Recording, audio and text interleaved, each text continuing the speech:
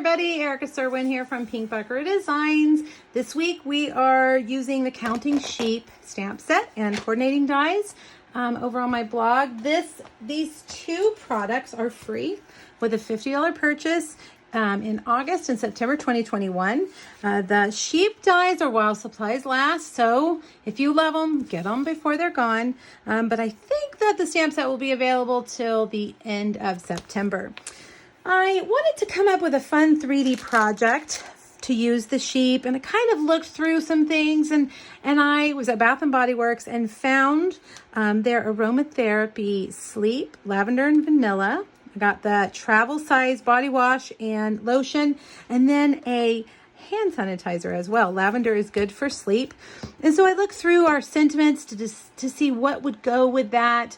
And I found this stamp that says, "Don't let worry spoil your happy."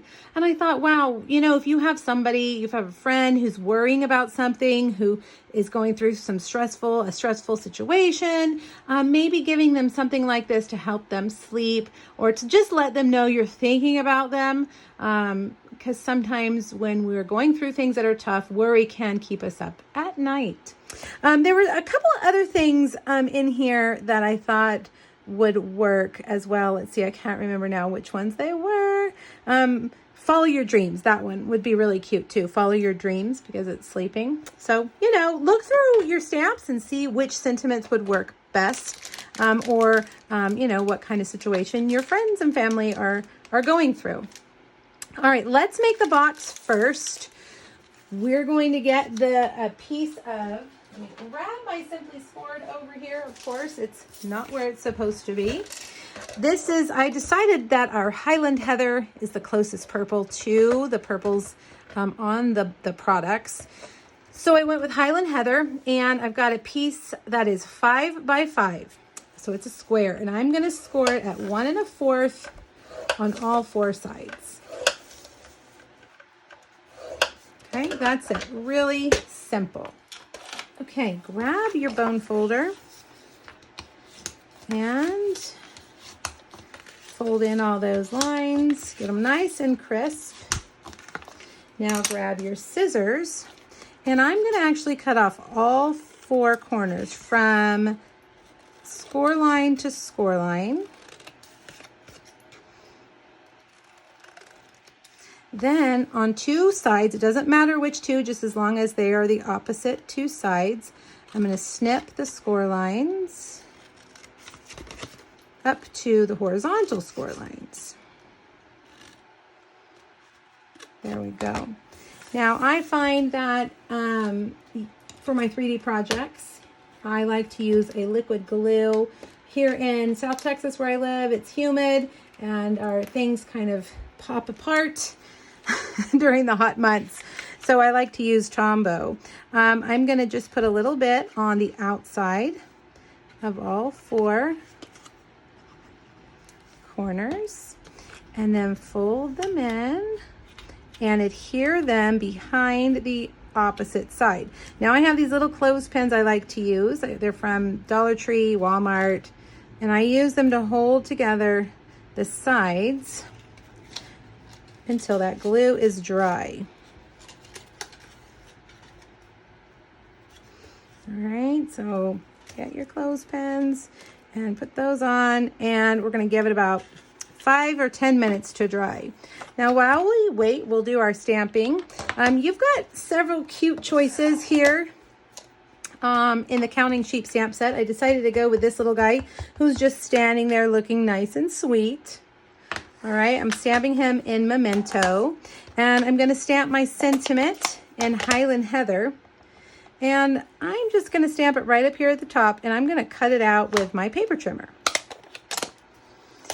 All right, to color this guy, we're going to use Smoky Slate, and I'm going to use, actually, I'm using Gray Granite this time, not Smoky Slate, but either would work just fine. I'm going to go around his face with a light colored marker first.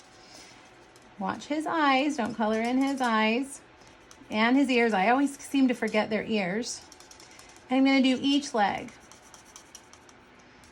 I am using alcohol markers, so I'm using a water-based ink, which is what our Memento Black is. So make sure you remember, if you are using a water-based ink, you can use an alcohol marker. If you're using an alcohol ink, you can use a water-based marker.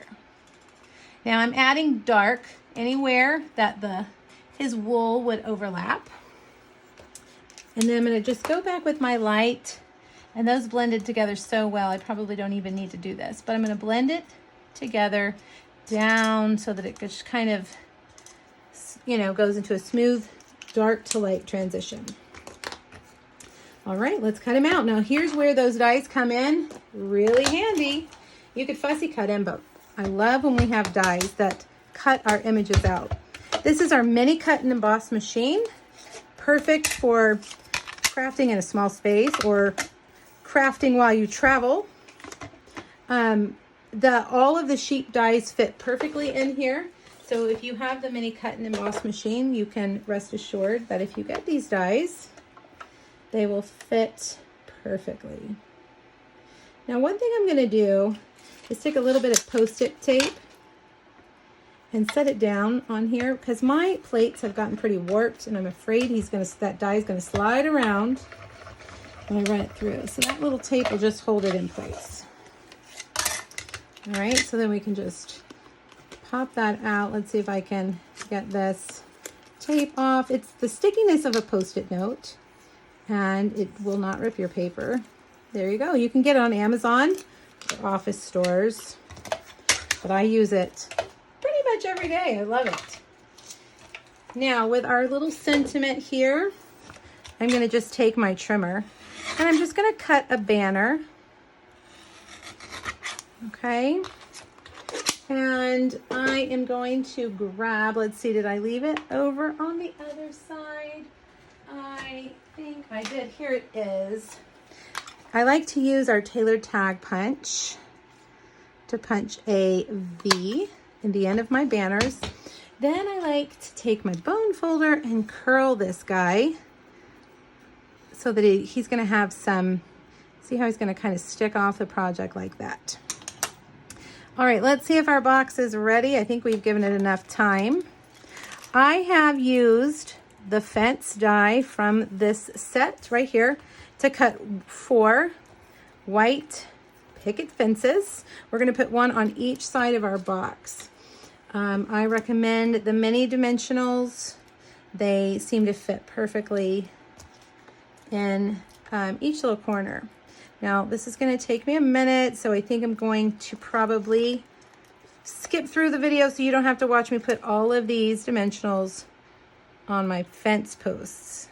All right, I've got all of my fences ready to go. So I'm just going to kind of situate them right in the middle here on each side of my box. And this fence has these little posts here on one end. So I'm just kind of following that pattern, making those little posts that stick out on the left side every time.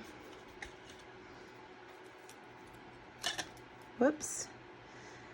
There we go, like that. Okay, so you can see it's like a little corral. And we will take our sheep and put him or her on the front side, whichever side you want to be the front, right there. And then I'm going to take my little banner. Do I have any mini dimensionals left? I don't think I do. Oh no, we ran out. All right, that's okay. I'll make my own mini dimensionals right here. And I'm just going to put that over here.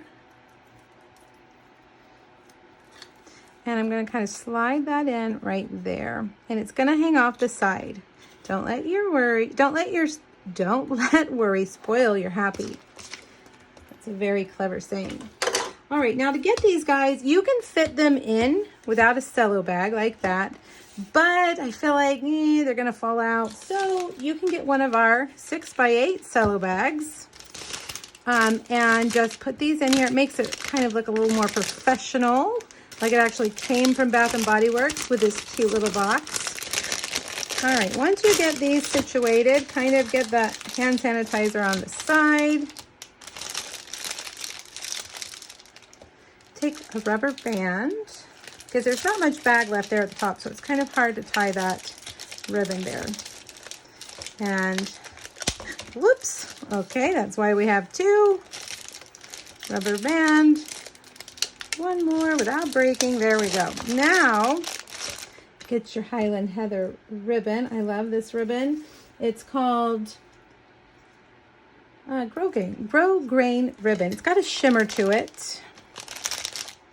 And we'll tie this.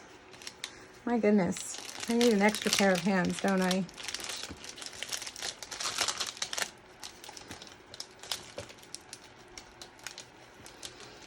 Tie that around your rubber band.